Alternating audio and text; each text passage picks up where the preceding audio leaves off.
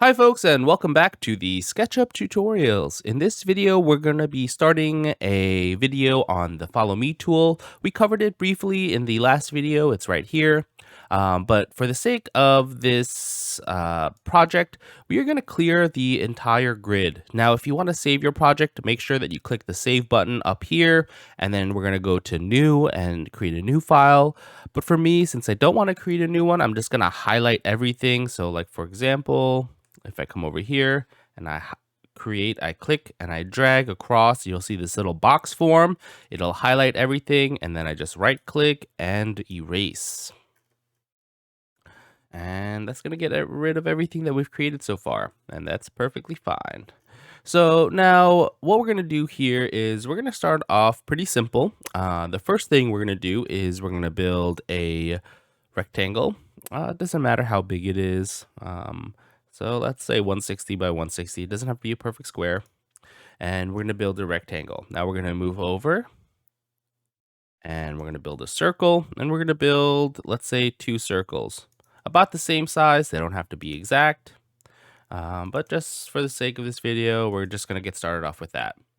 Now, what we're going to do first is, actually, you know what? Let's build another square rectangle, R, and we're just going to build it.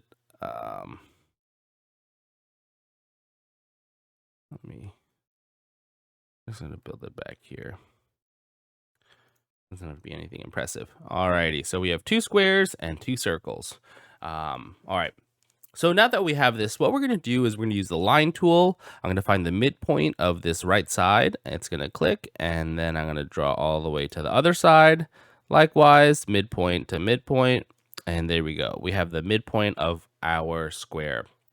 Now I'm going to go and I'm going to basically just press the backspace key after I select each of these other sides, and I just want to make sure I have one arm of that cross section. Now what I'm going to do is I'm going to press the L key. And what you'll notice is if I click on this center point as the end point, I've navigated, so you can tell right now that if I try to draw a line, it'll align with the red axis if I draw it that way. But if I want to draw it vertically, how do I get it to go up? Well, I can change my orientation, and you'll notice that I get the blue line when I change my orientation, and that's what I'd want because I want to build this up. Now, it doesn't have to be precise, but let's just make it, somewhere around 120, 130. I'm going to click, and then I'm going to bring it down over here. Now, this is where you have to be careful because it's easy to do something like this. From this point of view, let's say it looks pretty good. Yeah, let's do it like right there. And I click. Now, you'll notice that it didn't actually close anything. And what you'll notice as I orbit is that because we're working in 3D space, it's easy to misinterpret what you're viewing based on how you're viewing it. And what I mean by that is the perspective you're in. So when I was in this perspective, it looks connected. But when I orbit, you'll notice that it's not. And so this is why navigation is really important, and why I mentioned it in the very first video that navigation is going to be very critical for us to 3D model and to navigate in 3D space. I'm going to Control Z on a PC or Command Z on a Mac. And I'm just going to connect it again. But this time what I'm going to do is I'm going to zoom in to make sure that I'm on the point. I'm going to orbit and then close it off. And what you'll notice is that any enclosed surface will get filled in. And we have that. So that looks pretty good. The next thing we're going to do is we're going to click on this surface. And we are going to go do the Follow Me tool.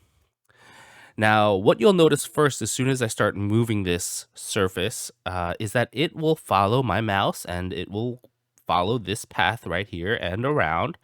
And so, oops, double click that, just single click. So you'll notice here it's following this path. And then once I start following this path, it'll wrap around. So as I orbit, change the perspective so it's a little bit easier so you can see it coming around. And once I go to this next side, it will rotate around.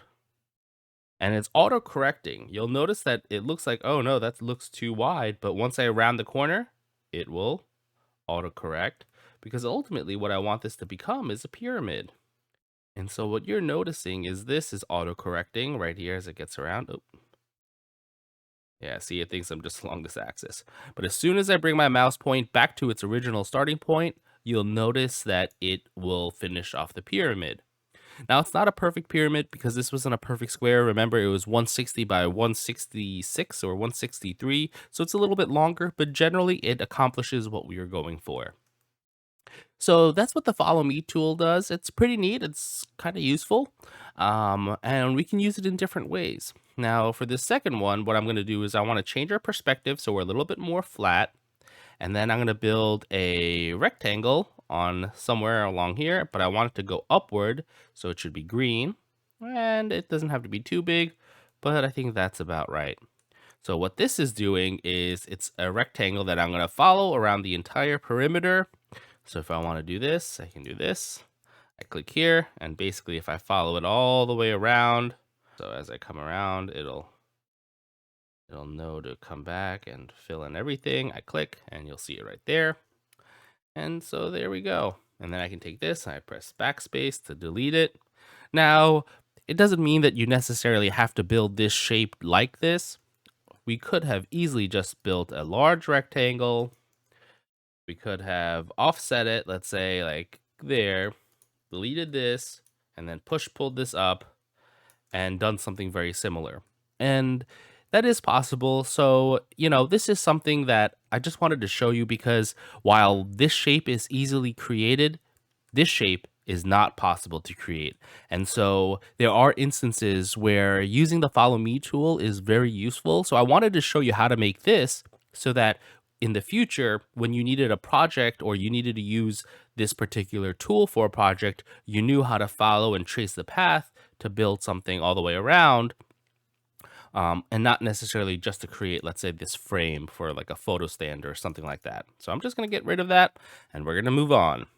Alrighty, so now we're going to do something similar. We're going to start off with this shape.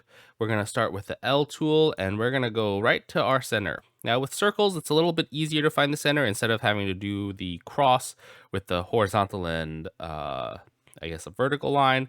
We can just draw from the outer edge to the center. Again, we're going to orbit so that we have the line perspective a little bit easier.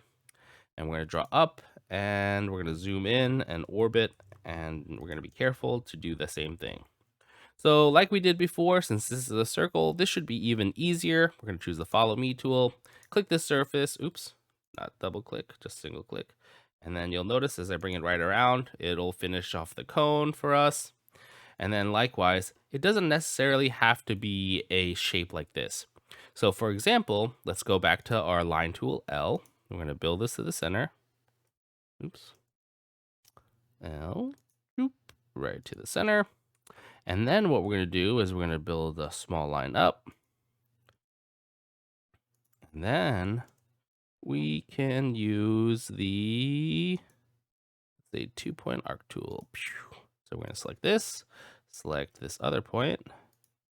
And then let's say we wanted to be a little shallow like that. Alrighty. We can now do the same thing with this tool. So we choose the follow me tool and we can follow it halfway around or all the way around. And you can see that we've just created half a sphere. And so you have a number of different options when using the follow me tool. It can be quite convenient. And likewise, instead of just doing a half sphere, if I Command Z this, we can do a full sphere by doing something like this. So I'm going to orbit all the way flat. I'm going to do the C button. I'm going to push this all the way and make sure it's lined up. I take the line tool and I'm going to divide it all the way in half. I'm going to delete this top edge and this bottom edge and this center line because I want this to be selected. If I didn't delete that, you'll notice that I could select the top and bottom separately. I want to select them as one whole. And then I choose the follow me tool. I choose the surface. I start following it around and I click there and we have our sphere. Alrighty, so you can see our sphere here and we are good. So there we go. That was the follow me tool. It's really useful and very helpful when we're designing. But I just wanted to show you that, and I thought it needed its own video because it is a very unique tool that requires some time and some practice. Feel free to practice. So for example, let's go into our Polygon tool, and I have an 8-sided shape. So let's build that. And let's say I wanted you guys to follow this with a triangle. That's really neat. And then let's do another one, but let's do a 6-sided shape. And build that out with a circle. So you guys get some practice. So like, for example, over here, if I wanted a triangle, right, the way we could do it, I'm going to orbit just so it's a little bit easier to see. I'm going to get flat, and I'm going to start on this corner. I'm going to start here, and then let's say I build up and then down.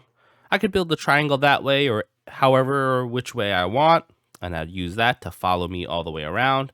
And then for this one, I said a circle, so I'd build a circle, and then I would use that to follow me around. So give that a shot. Play around with the follow me tool, and yeah, I hope this video was helpful. I hope you guys enjoyed learning about the follow me tool. I'll see you guys in the next one.